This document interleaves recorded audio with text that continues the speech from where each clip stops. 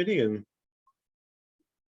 Yeah, I'll open up the Budget and Finance meeting this December 14th, 2022. Present through Zoom is member Sean George and member Bill Wood, and I'm here. And this is a joint meeting with the Finance Committee to discuss the budget resolution. That's the only item on our agenda, is to discuss that with you. okay, Right? great. And I will open up the Town of Bridgewater's Finance Committee as part of the joint meeting with the Town Council's Budget Subcommittee on December 14th, 2002 at 7:04 p.m. All right, thank you. Thank you, councilors, for joining us this evening. So we can discuss this real quick, this important thing. At our last meeting, I did explain that this is kind of a dynamic document, a guidepost for the upcoming budget season. Was it you, Mr. Wood, that started this? Or originally your idea? I started probably 10 years ago. And you're right, it is a guidepost. Kind of let the town manager know what to expect to put together for a budget, a successful budget. And, 10 years ago, it was very specific, like use 85% of revenue. And now it's more general in the language that you see there today. Yeah, but I think when it first came out, it was maybe a page and a quarter, and now it's what, 3.5 pages long. So it certainly has been dynamic, and it's grown, I think, in responding to the needs of now. So how would you like to start, Mr. Gallagher? Does somebody on your subcommittee have comment they'd like to make? Well, I can comment briefly, and then if since Councilor Wood is the author of this, he can certainly chime in after me, and then obviously Councilor George. But for the record, we did approve this already at a couple of meetings ago. As proposed, we made no amendments to what was proposed by Councilor Wood. But some of the discussions that came up during that is the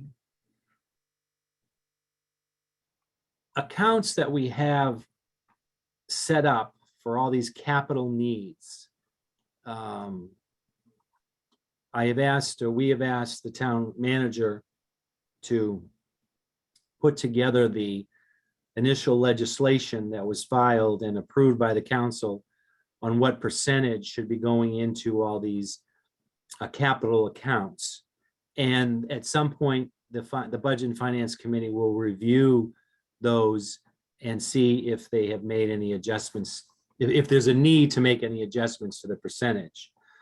Point that was made by, that I brought up is that, and I guess this is going to go on for quite a few more years, unfortunately, is that we have an account called the Employee Liability Trust Fund, which a lot of a good portion, or I don't know the percent, but a portion of the free cash that comes into the town goes into that fund to cover retirement, buyouts, and so forth. And we've had a lot of transfers during the year to accommodate those that are retired and the buyouts that they have. And I just wanted to get a better handle on that, particularly when there's only a small amount, to see if it couldn't even be absorbed in the operating budget instead of going into that capital account. So that was a discussion item that we had, which the town manager, at some point, I hope in the spring, will have a meeting about those, all the capital accounts, see if there's any tweaking that needs to be done. In the past, we've always had a good conversation about the revenue item D, the projected surplus, which is set at 2%. And a lot of the conversations have always gone around, where we always come in way over whatever that percentage is. So it doesn't really matter. 2% of our budget is a little over $1.2 million. And the last 4 years, we've had well over that in free cash to get certified, and I expect the same for fiscal 2023 as it closes out in about 7 months. So there wasn't really a need to adjust that I mean, the revenue is going to be what the town finance director wants it to be, whether that's 1%, 2%, or 3%. They're going to try to make it work. So, so we didn't bother to adjust that this year or anything else. So the capital accounts, we want to take a look at those down the road and maybe take a look at how we allocate the free cash to those capital accounts, see if there's any adjustments need to be made. And I'm assuming there'll probably be a discussion down the road about, how to handle any BR capital accounts. So that wasn't discussed at this particular meeting, but the bottom line is we did approve the budget resolution as proposed. We recommended, I should say. Yeah. And Nate, just let me add, so that a lot of the language that you see here this year is similar to last year's. And I hope the finance committee, as well as, whoever's on the budget and finance committee, continues this practice, because in bad years, you can tighten up this language and be very restrictive. In good years, it can be, basically, if you look at the last page, there's, was it 4 goals for the town manager's budget objectives. And that's really the key here, is that's the strategic statement about the budget that the town manager should pay attention to. And so in some years it can be light, in some cases it can be very detailed. So a lot of this, as Dennis explained, it just goes to explain that for any readers, what are the sound financial conditions defined as, in the general policies, where revenue comes from, expenditures, et cetera. And as you said, in years past, we got very detailed into that to let the town manager know that you just can't go out and spend, all the money. You got to reserve it for capital items and growth and stabilization, things like that. I do agree with Dennis. The past several years, we've seen a lot of free cash, and that's driven by the growth of the town, both with commercial warehouses and building structures and things like that. So let me open it up, because I put it forward as the sponsor. Do you have any questions of me before I drop off?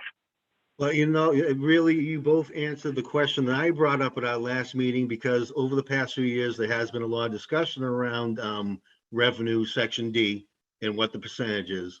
And really, that was my big question, and you both answered it. The free cash has been higher than expected, and you feel that this number is conservative anyways. So, does anybody on the finance committee have a question for Council Wood real quick before he has to drop off? Yeah, it's just Julie. So I know maybe I'm confused between the revenue number and the stabilization number of how much we're reserving. Didn't that number go up a little bit? We're going to reserve more now than we used to? Or are we talking about a different number? So no, the 2% off the revenue is off the top of the revenue, so that so the sense is you hold back 2%, and then you would expect that to become free cash unless you had a lot of snow. Like 1.25 or 1.5. I'm sorry, I might be. It was 1.5 last year, Julie, I believe. Yeah. Right. So it's an increased amount from over last year, from 1.5 to 2%, Julie. Yeah. So if you look at the free cash certified for this year, it was like 3 points. I'm sorry, I'm talking over you. Yeah, sorry, Julie. Why don't you say that one more time?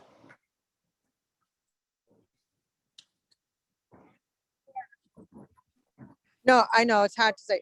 No, so I think it was like 1.5 once before, and then it went up to 2. And I mean, it was at 2 before, and it went to 1.5, and now it's back to 2. So I'm just trying to. That's correct, Julie. To my knowledge, that's right.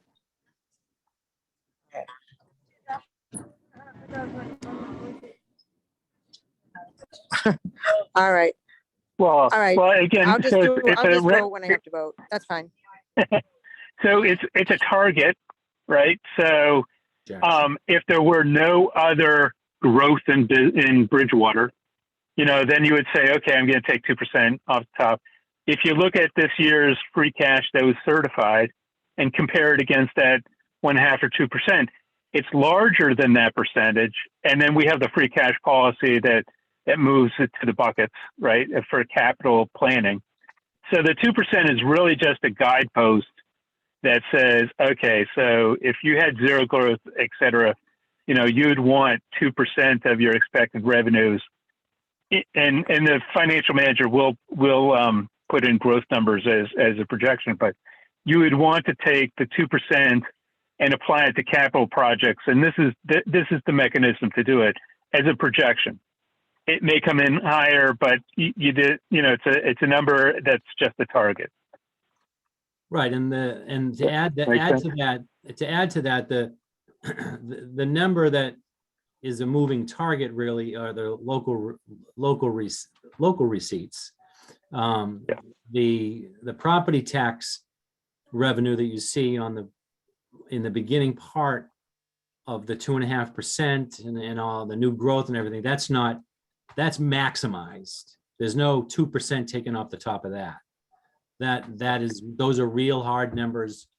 It's the numbers when you see motor vehicle excise, fees and things like that. That's where, the town finance team really does a good analysis on how to project that. And I've given constructive criticism that I always think the number's too low, and then I've always been right.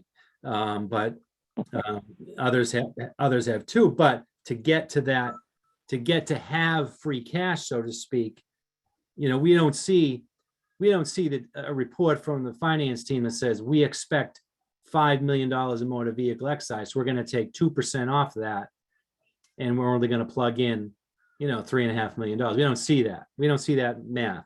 So you're right. Councilor Wood is right. This is projected.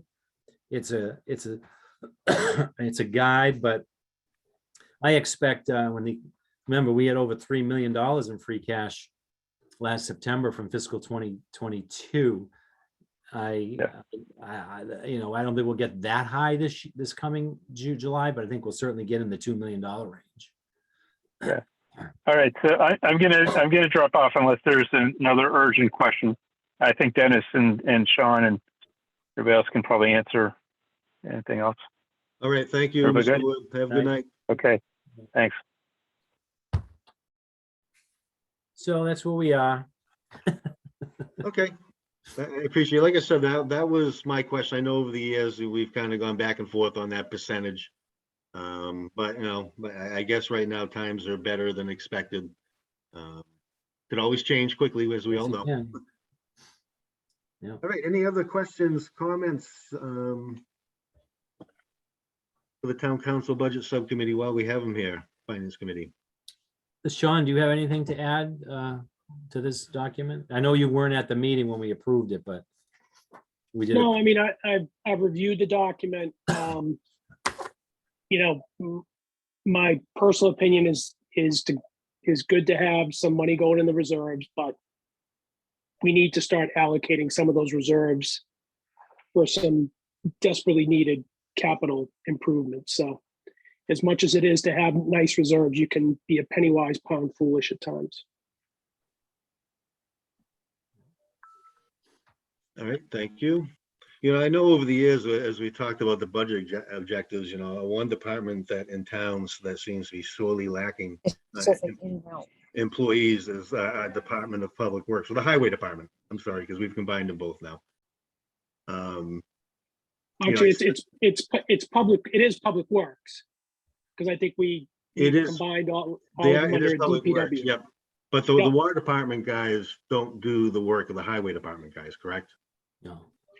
No, they don't. They fall under the DPW director. So overall, the numbers look good that way. But how many guys do we have in the highway department? 4, 5, maybe? Yeah, it's a great point. I think every budget cycle we bring this up with the town manager, and we've yet to have the DPW director come to us and say that they're underfunded for employees.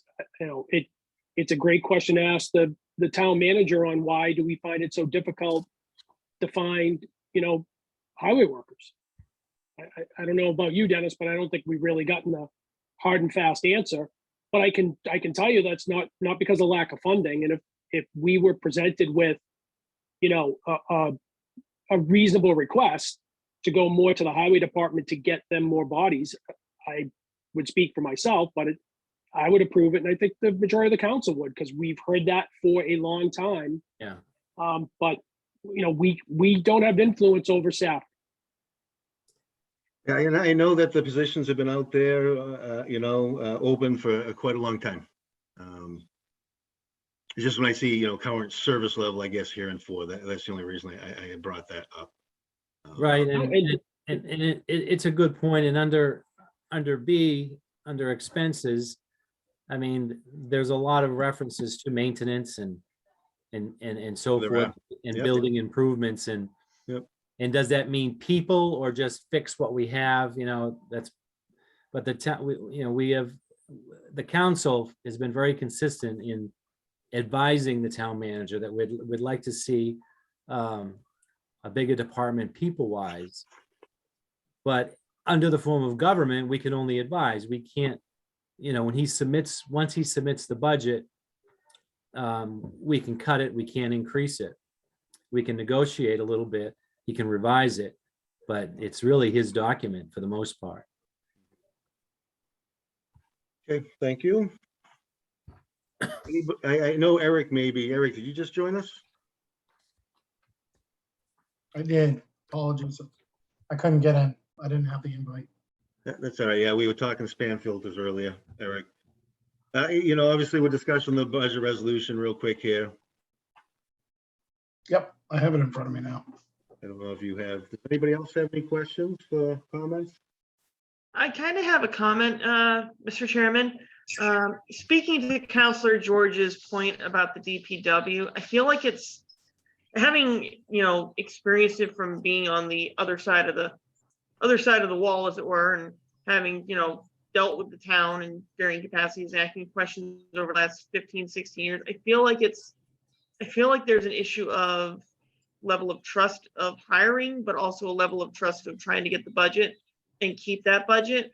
Because I know as far back as 2006, we had issues with keeping and maintaining the staff levels. And when we started encountering financial difficulties back in 07, 08, and Dennis can back me up on this because he was on the Board of Selectmen and they had to make some very tough choices, especially with the departments. I feel like that perhaps may still be a pervasive reputation for the town of Bridgewater, where we may want to get more DPW workers and have a decent department. I mean, a town of this size should have a DPW of road workers and laborers of at least 10 staffers, at least the minimum. And we're operating on a DPW of laborers and staffers that is probably that of a town of maybe 5,000, 10,000, maybe 15,000. We're working at like a quarter of the staff that we should have. And I feel like there may be some hesitance without some sort of incentive and proof that we'll have a steady, sustained budget for that DPW going forward. We want to be able to hire the staff, but we want to be able to maintain and retain them. So I don't know if it's more work that needs to be done on the manager side, or if it's something that needs to be more of a public voice, public facing type thing, but that we are changing things and we've been changing them over the last 15 years. And that we're no longer the town that was doing all those major reductions 10, 15 years ago, but we're now a town that wants to welcome staff that can retain them and keep them. So I think it's more of a discussion between the department head finally having the courage and maybe the decision-making ability to do that, but also the town manager going back and taking a look at the books and seeing what we can do, because ultimately the bigger issue is people don't want to work for a town that 5, 10 years later, once they get hired, might very well not retain them. Well, you're absolutely correct. And we did go through that in the mid 2000s. And I believe there were a couple positions posted within the past year, but the salary was so low, they didn't get a pool of people. So, and we questioned the town manager, you know, why is this position funded but not filled? Well, he couldn't get anyone to fill it. Wasn't enough money.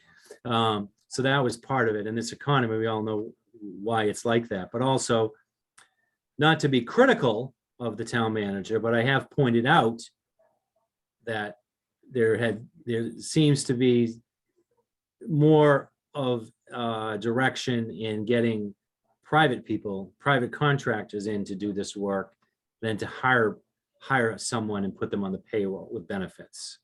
That seemed to be part of his plan. And, you know, I guess just in the longer term, I mean, we put this money in capital improvements and everything else, we don't have the manpower. And so that just means in the long run that these things become more run down. It can be a bigger financial strain in the future. I guess that's my long-term thinking. That's why I bring up the highway department, and they do those jobs that, you know, nobody notices that keep everything running. And if things aren't running properly, that just costs us more money in the future. That's my And thought. speaking to that, Mr. Chair, the bigger concern is, yes, we may be able to get the contractors in to do the big projects, like with the pavement management program. We have a bunch of streets that still need to be full depth reclaimed and repaved, but for the guys that are going to be cleaning up the drainage basins and the retaining swales, I mean, that stuff is super important. You don't get bad road conditions without ancillary systems being overrun with leaves and dirt and material, and in the winter, tons of snow. We need it. I will always speak in favor of having staff that adequately work. But yeah, contractors are great and all, but it really should be a balanced approach where the bigger projects, yes, get those guys. But I think our bigger issue is having a budget that sufficiently funds that department and has salary offerings that staffers potentially want to actually go for. If that's something that we're looking to do from a financial perspective, right now you're gonna be chasing good money with, you know, money that's going to not be used for an appropriate, I'm trying to say more of an appropriate manner. We want to be able to fund this department, but it sounds to me more like we're more concerned by cost cutting, but at some point your cost cutting can only do so much. You can only cut to the bone with staff and operations, and then it becomes more of a cost issue than being a cost saver. Yeah, exactly. All right. Yeah, that was my point. All right. Is there anybody else on the finance committee that has questions, comments? Again, at the end of the day, this is a guidepost to move forward. We are going to see lots of budget stuff over the next few months. Yeah, I'm good from my perspective, Nathan. Thank you. Okay, thank you. And thank you to the counselors. My pleasure. Thank you. Thank us. Thank you.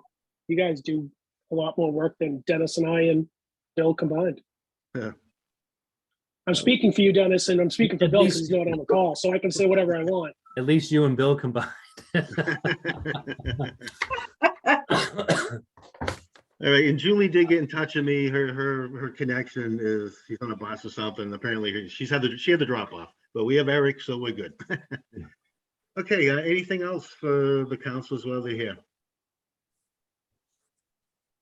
Well, we got to be careful what we talk about, just for OML. Oh yeah, no, I meant when it comes to the budget resolution. Thank you, Mr. Okay. George, yes, for clarifying. Sorry that, about that. Yeah, this isn't the general conversation. You're right.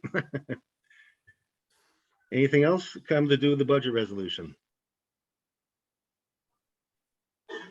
All right, not hearing anything. I don't think I think you gentlemen can enjoy the rest of your evening, right? And we can finish up what we need to do. You've already recommended this, so.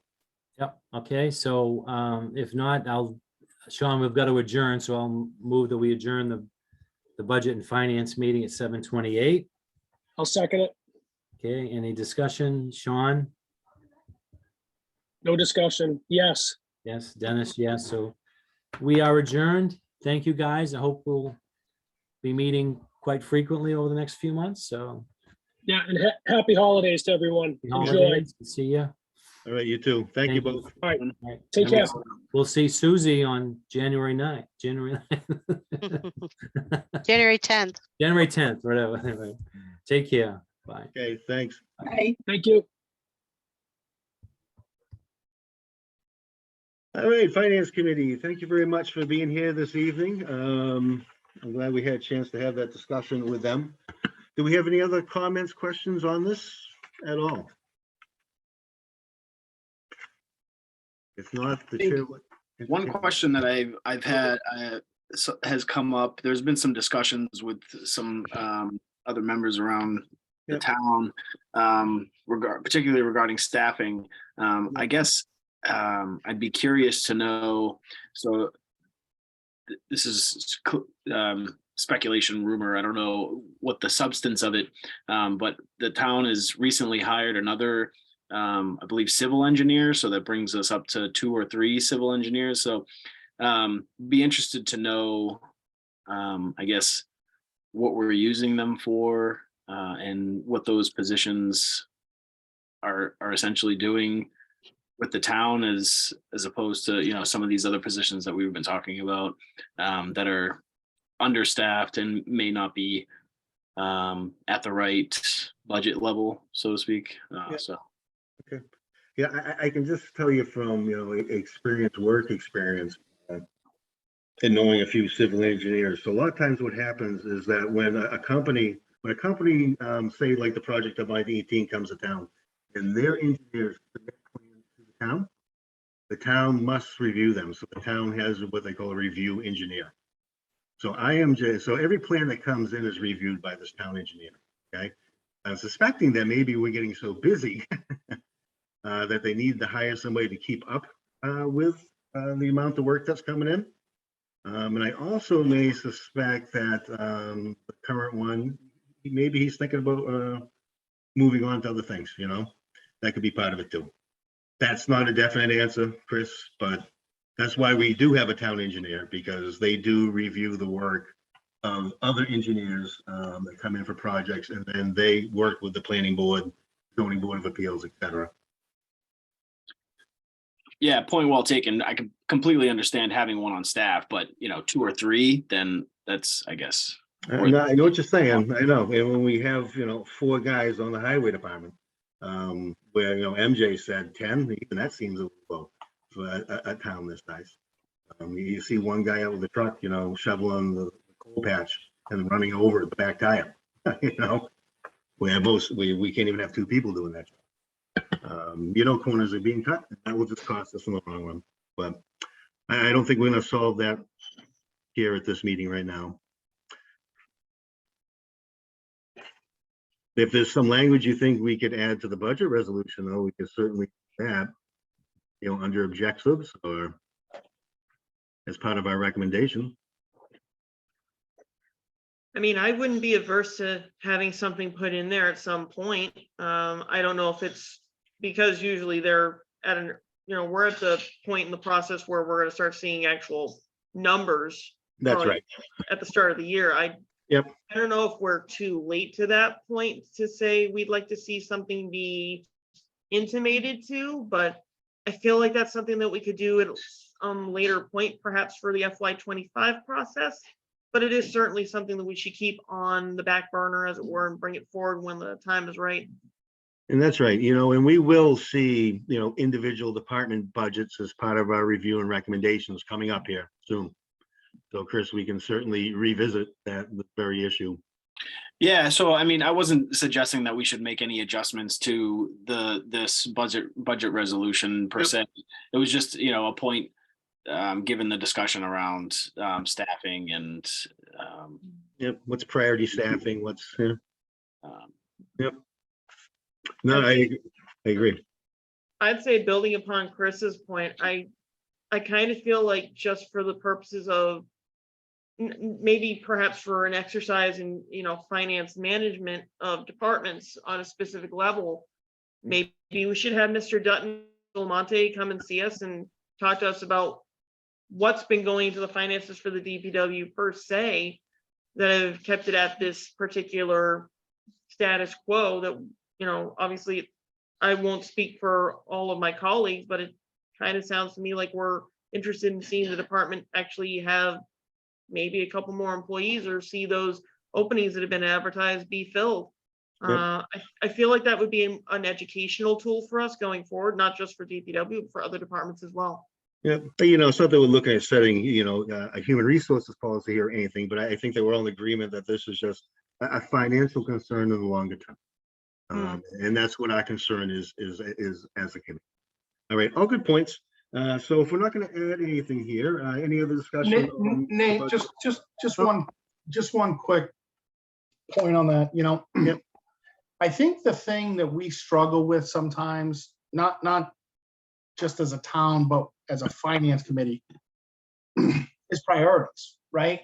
Where I think we can talk about needing more DPW workers. I think we can talk about needing more police. I think we can talk about needing more fire. I think we can talk about needing more teachers, right? But what it boils down to is the priorities of the town.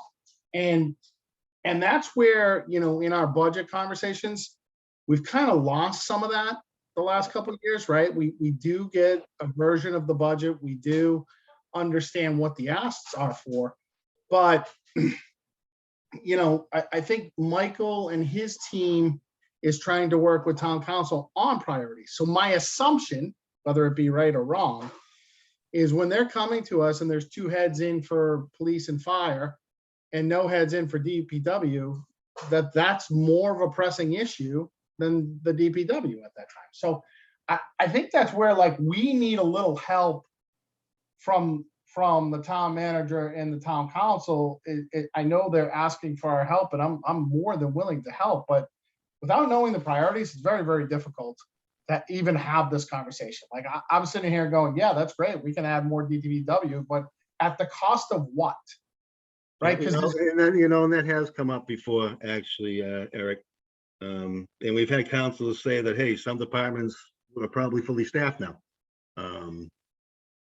And some that were short, Right? I mean, I could make an argument that, hey, pull somebody out of the library and add it to the DPW, right? You want heads.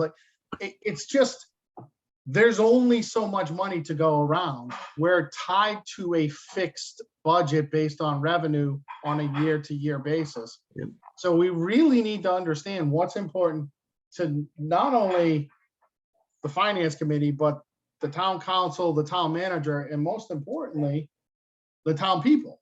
Because I think if we have this conversation in an open forum, we get 10 different answers. I think the school committee would argue that we need more teachers over everything else. And we could have that conversation with the police, with the fire, with every group that we could possibly invite to a conversation. And that's where we need a little bit more direction. And I'm not trying to take us out of the equation by any means. I'm just trying to state what I think is the obvious problem through the years is I don't know the priorities, right? We used to get that. We used to say, hey, we're underfunded here and here and here, and this is the priorities going into next year. I don't know we get that anymore. All right, good points.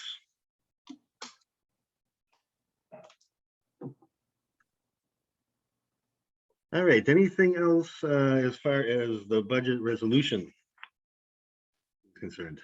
Like I said, a lot of the stuff, we'll see a lot of the stuff in detail here soon enough, so. I mean, I think the only other thing I would kind of add on to Eric's point, which I fully agree with, knowing what the strategy is, the priorities for the year, et cetera. I think the level of detail, though, in terms of to your point, Eric, around, increasing headcount here at the cost of what, that really is an administrative and finance question, right? So that's really more on the, I think, town manager and Tony probably to provide that level of context. I know that's a nuance, and I'm not trying to, take that onus off of I think the council definitely does need to be able to provide more of that strategic direction, and then that get filtered from the town manager to this committee or to us directly as maybe part of those budget discussions for the year as well. So that would be a good precedent to set. Yeah, no, Susie, I totally agree. And I'm not saying like we or the town council should say what it is. They get feedback from, the people that their precincts, their supporters, and or people that live in their precincts. They don't have to be their supporters. I just think that the biggest disconnect is Dennis can tell me, and I like Dennis a lot, that we need more DPW, but there's going to be a cost to that, and the cost comes out of some other area. Because again, there's only so much money to spread across the board. So That's right. what don't we want to finance next year? And if everybody's in agreement, that's fine. But I think, if we only focus on DPW, we're going to get a very skewed view of what's important to maybe just one counselor. And that's where I think I need more information. All right, yeah, I think we're all saying the same thing here at the end of the day, guys. And I agree, everybody's made very good points, and that's the nice thing, this committee has some pretty open, wide-ranging discussions, which is nice. Agree. All right, and like, again, this is just a guidepost for us, we will see this moving forward. Any other questions, comments, thoughts? A motion. Motion to accept, Chris. Thank you, Chris. Second. Is that you, Susie? Or No, MJ? that was MJ. That MJ. was me. Okay, second MJ. Debbie, if you could do a roll call, please. Of course. Nate, Aye. Eric, Aye. Susie, Hi. Chris, Aye. and MJ. Aye. That's 5-0. Motion passes. All right, thank you. One thing I forgot, and hopefully I can do this out of order, and I don't see any public here, but I did forget to ask for public comment at the beginning of the meeting. So I just want to make sure that I do take care of it and ask if there is any public comment at this time. There's no one from the public. Okay, not hearing any, thank you. We will move on to our new business for this evening, which is FY 23-038. Appropriation for eminent domain order of taking for Summer Street property. For you that I'm sure everybody knows, this is the old mobile station on the corner of Summer Street. A lot of people knew it as Frank's Mobile back in the day. So this has been approved by the Community Preservation Fund. I think that everybody that's present here tonight is familiar with the CPC, is that correct? You don't have to go into discussion of where this money's coming from or what this fund is. Nate, Yeah. I know the property very well. Total eyesore. Yep. Mhm. How is the CPC spending it that they can take a old gas station? Because I can get behind free space and the redoing of the memorial building and almost everything they do makes sense, but this is a vacant lot. Aren't they going to be turning it into a park or this? Yeah, they're connecting it to the park that's next door to a little farther down the next property over. There's like a bench and a stone there. I had heard parking lot, so I could be wrong. It is my understanding that this property, just from my own memory, having worked with the town, and I know this was an issue going a long time back, I believe the parcel is on tax title. I believe they advertised it. We might want to check with our treasurer collector on that, and maybe Tony to an extent. Unfortunately, we don't have Mr. Dutton here or someone from CPC to basically speak to the matter, but as far as I understand it, this was being converted to open space because it was going to become a town possession through the tax title process. The town had been previously trying to get a hold of the property owner, and the town has never gotten a response back from them. My experience in the treasurer collector side of things, working with my treasurer collector that I work with in my office in Avon, once a property is taken on tax title, and it looks like this is gonna be done by eminent domain. They may be taking another type of process, but ultimately, it becomes a tax possession of the town. And if there is no action to pay the taxes off or redeem that certificate of redemption on that tax, it becomes property of the town, and the town can do with it as it wishes, whether it wishes to sell it out to auction or retain it for its own abilities for open space preservation. And it looks like, just glancing over this application a little bit, it looks like that's what the intent of the proposal is. Using CPC funds, which would be part of it, retaining open space, preserving certain aspects of the town. This speaks mostly to that open space aspect, and I don't want to try to speak further into it because I'm not privy to the conversations that went along with this that presently bring it to us. I certainly would wish that Mr. Dutton was here to talk about it a little bit more, since he is the main signatory on the document and it was created by his office to go to the CPC. That's just how I understand the matter. And I could be incorrect, and if I am incorrect, I'm more than happy to be proved wrong in it, but it feels like that's basically what we're getting towards at this point, and it sounds like the town already has those motions to take what sounds like a tax possession by eminent domain and generate it into a parkland for the town to enjoy. It is, it's set up is going to be CPA program areas, open space, recreation.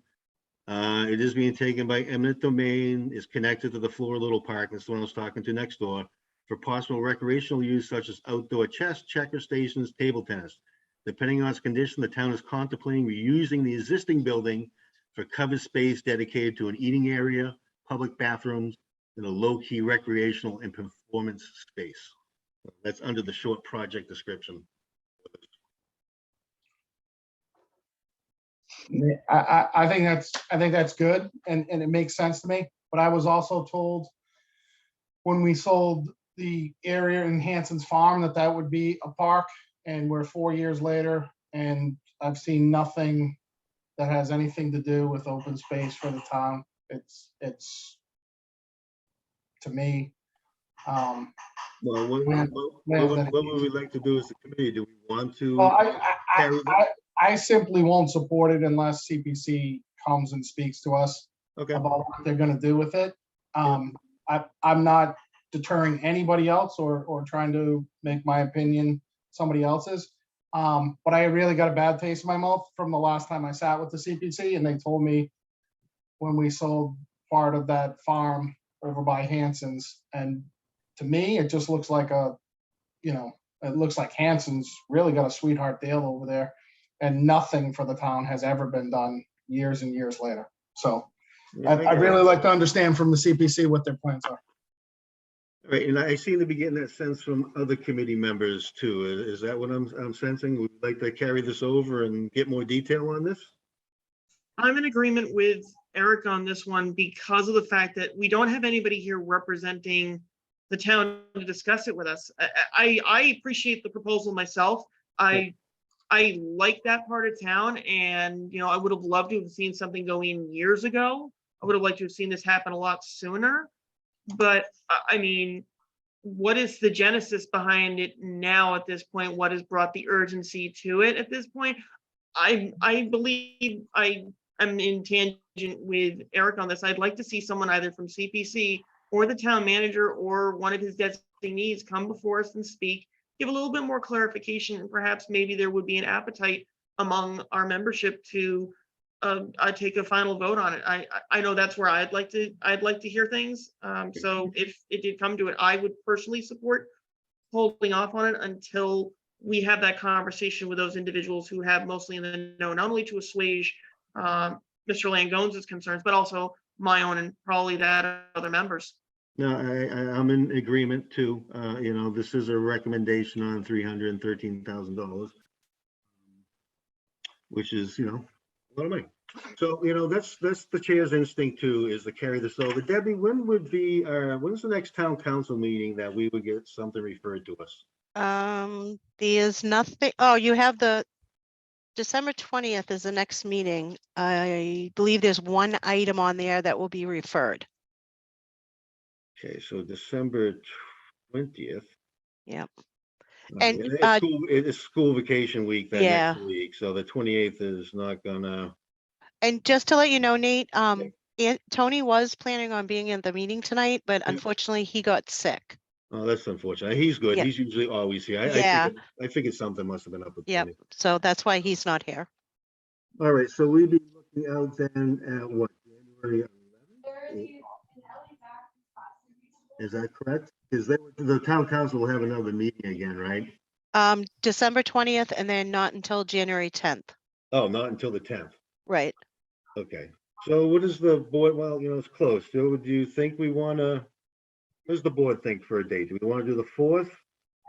And we'll have this and one other item? Or do you, I was just thinking of something, Mr. Chairman. Do we know if this has an expiry date, as it were? If we hold off on this, does this application go stale and then it just gets cut? Can we get would you, Miss, through you to Miss Ward, get a clarification of that from Mr. Dutton? sure, we can do that. Yep. Yeah, no problem. I mean, because this committee's good. If we got to get business done, we meet and we get it done. So, Yeah. and it sounds like we're going to have one of the things. So at this point, let's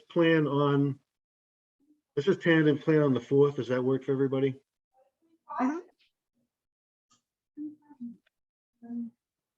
All right, so let's plan on the 4th, and then, yeah, Debbie, if you and I, if we can just make sure we don't have to take any action on this before that. Yep. My experience in the past is we probably don't have to, but The counselors weren't going to have this on their agenda until January 10th oh, okay, because the eminent domain order Yep. has to be advertised. So Okay. that's being referred to advertise in the December 20th meeting okay, for January 10th. or January 10th. Okay, great. So That's- this wasn't going to be heard till January 10th anyways. Okay, so the 4th kind of makes it makes more Yep. sense too. Okay, so let's plan on the 4th, everyone.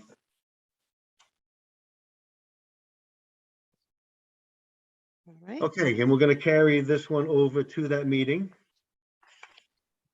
FY 23-038, and we will get clarification to make sure that that's okay, MJ, Thank you, Mr. Chairman.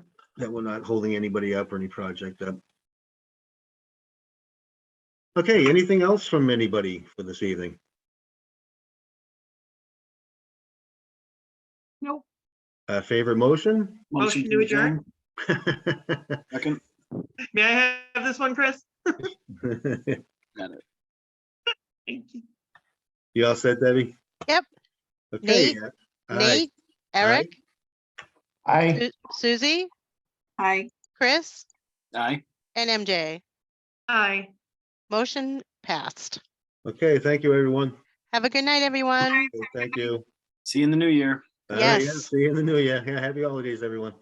Bye. You.